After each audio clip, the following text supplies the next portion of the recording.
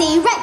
For an example, there's no way of knowing if red means the same thing in your head as red means in my head when someone says red. It's how if we are traveling at almost the speed of light and we're holding that light can still travel away from us at the full speed of light, which seems right in a way. What I'm trying to say, I'm not sure, but I'm wondering inside my head. I'm not just a bit different from some of my friends.